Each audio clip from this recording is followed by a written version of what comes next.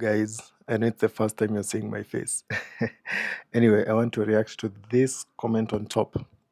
I want to give you guys a short history, or rather, a short testimony about my life and how blood pressure changed my life. So stay locked in till the end of this video, and you'll get something that might help you, or rather, help someone else. So, in case you're seeing this video, give a like, give a follow, and share this video. It might help someone. So the more you like the video, the more the video goes to many people, or rather viral. And I don't get it how I get 12,000 to almost 60,000 views and only 60 likes. I mean, guys, come on, we can be serious, because I always share helpful content, and it's helpful. I think it's good content. So let's support this content, please. That's the only way you can help me and help people. So I do these things for people, not for myself. And yeah, so I want to share my story of how I was working a 8 to 5 job, from that to losing my eyesight, and being in the ICU, and leaving the hospital, no change, getting worse and worse. And after that, changing hospitals, uh, overcoming and treating my blood pressure from hypertensive crisis, because at some point my pressure was like this, and right now it's almost like this, or rather like this most of the times. Yeah, so I want to share how I dealt with it, how I changed my lifestyle, because I was partying. I used to do a lot of party. 2024, I did a lot of partying, going to clubs, taking a lot of alcohol, taking a lot of weed, smoking vape, smoking shisha. So I used to do all that shit. And that time I was sick. I had high blood pressure, but I never knew I had it, because it's a silent killer. You wouldn't know you have it. But these are the signs that I kept ignoring. That's why I keep saying ignorance is a very bad disease. So the first sign I experienced was headache. I used to have a lot of headache, migraines, you might call them that, at the back of my head. But the only solution I had was taking painkillers. I took a lot of painkillers. I always walked with a Maramoja in my pocket. So apart from painkillers, I also used to, apart from headaches, the other sign I experienced was blood in my semen. Yeah, at some point I was with my chick, and we noticed blood in my sperms, and she got confused. I also got confused, because she was like, what do you mean? So I also got shocked. I wasted a lot of time on ChatGPT, of which I discourage. You get any sign, don't go to ChatGPT. Don't you dare research about that side. Go see the doctor immediately, because ChatGPT never told me the problem. Because apart from that, there's a point I used to drive my dad from. He works in he has a farm in Melikubo. Melikubo is on your way to Mombasa. So I used to drive him most of the times, and we used to do night drives. So on our way back, we had a stopover at Mtito one day. I went to the urinals, and guess what? I urinated literally blood. And I kept quiet, because in my head I was like, maybe it's an STI, or rather an underlying cause, and an underlying condition. Because the next time I urinated, my urine was clean. So I thought, here imeisha. Yes, so I kept ignoring all the signs, all the signs. So that was at November, December 2024. So I kept ignoring all the signs. And every time so the chick I had sex and you noticed blood in the semen, I never heard from her till today. Because she was shocked. She was like, fuck, I'm sleeping with a dead person, or rather a sick person. So she left. So apart from that, early January. So during those night drives, I could notice my vision I was losing my vision, and I thought the problem was my specs. So I was like, Dad, we need to go and see an optician. I go to Optica, so I need to go and see an optician, co-optica, and I've changed my glasses, because my vision is. And yet that was not the problem. So I kept ignoring all the signs. So late January, that's when I noticed a blurred vision, or rather vision loss. So that's when I rushed to the Optica. So you see the way they put letters on top there. If you've been in an optician, you've seen that they put words up mbele and they put some lenses on your eyes and they ask you, can you read that number? Can you read that? Bro, I couldn't read shit. I couldn't see anything. Everything was blurred. Everything was blurry as.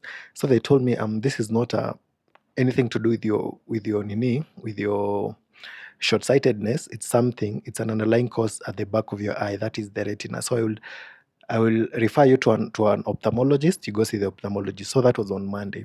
So the ophthalmologist was available on Wednesday. So I came back home, explained to my parents. They told me, Wednesday is too far. We need to react quickly. So we went to the hospital on a Monday. No, it was on Sunday. So I went to the hospital on Monday morning. So Monday morning, I was weak. I was literally staggering. I couldn't feel myself. So to kind of there's a Lions branch up in Nairobi near RNG Plaza. So we went there. They looked at so the first thing they did, they checked on my blood sugar. Blood sugar was okay. They put that pressure machine. Remember, I've never measured my pressure since I was born. So they put that thing on my hand, on my arm, and they were everybody in the room changed. The mood changed. They were like, what's wrong with this guy? What's happening to this guy? Because it was showing error. And you'll see when it shows error, it means your blood pressure has passed the scale. So they were like, we need to put you on a higher scale, higher machine, and now it will tell us your real pressure. So they did that, and bro, they were like, bro, if you're still alive with this kind of pressure, so my pressure was at 200 over 1, I don't know, 130 over 140. They were like, if you're still alive with this pressure, God loves you. So what you do, go see a doctor immediately, or rather a hospital near your place, and get admitted. So I stay in Buruburu. So I went to Jamaa Hospital. Some of you know that hospital. It's around in Jericho, around somewhere there in Jericho. So I went there, and their services were poor. They literally never knew what they were doing because my situation got worse. On Tuesday morning, I couldn't see shit. I couldn't talk. I couldn't do anything. So I could just hear something from afar. I could hear my parents talking from afar, but I couldn't respond. So they were shocked and they panicked. So they did a referral. So I was taken to a referral hospital. I wouldn't mention the name because kuna mali nitawachomea jina. So they took me there and I was admitted in the ICU. Bro, it's a whole Tuesday. I don't know what's happening. So on Wednesday morning around 6, because that was the visiting hour. Now I woke up. You see, kwa movie when unaonanga mtu anaamka, then he's like, oh, where am I? So that was me. So I'm like, hapa ni wapi? So I saw my parent, my mother and my father, and they were like, hey, they were surprised I've woken up. Can you see me? Because my dad was moving like this. I'm like, hey, dad, why are you moving like that? So he pointed me this. He asked, how many fingers are this? I said 4. How many fingers are these 2? Who is this mom? Who is this nurse? Then they were like, they started congratulating and they started being happy and calling the pastor, oh, he can now say blah, blah, blah. I was like, what do you guys mean? You mean I had lost my vision? So literally, I hadn't lost my vision. I just went completely off, like a coma, a short-term coma. And so I stayed in the ICU for the first 2 weeks. Yeah, I stayed in the ICU for 2 weeks. Then after that, of course, they can't release you from the ICU. They took me to the, what is it called? Wards. So I was taken to the wards. I stayed in the wards for the rest of the month. So, but they never took care. They never solved the problem. They did all scans on me, the MRI, the radio, whatever. The hizi scans zitangaje za kichwa, CT scans. They did all the CT scans, abdomen, head CT scans and everything. They couldn't see anything. It actually reflected that I'm totally okay. But my pressure that time, it's around 190 over 120. So they're like, what's wrong? What could be the problem? They did all the tests. I swear they did their best. At least they did their best. So after that, they discharged me because the nini was getting high. The fee, hiyo pesa ya kuwalipa ilikuwa inapanda kila saa. So it was up to, ilikuwa ishafika 500,000. So that we asked for a discharge and I go take care of the pressure at home because there's nothing much they were doing in the hospital apart from giving me medications. So they put me in a lot of medications. I could take 14 tablets in the morning, around 8-9 tablets in the afternoon, and again 14 tablets in the evening. You can imagine how weak my body was. So they kept me in that medications. I used to go for checkups. They suggested they do a surgery on my adrenal glands, kwa kidneys. I never get it. I never got why they have to do a surgery on me. I mean, I'm only 25 years old. Do I deserve a surgery? So we put that down and we quit going to that hospital. So we tried mitishamba. Now that was another blunder. We took now a different route of mitishamba. So we tried mitishamba. It never worked. Taking the CMOS, yuck, that thing was yuck as fuck.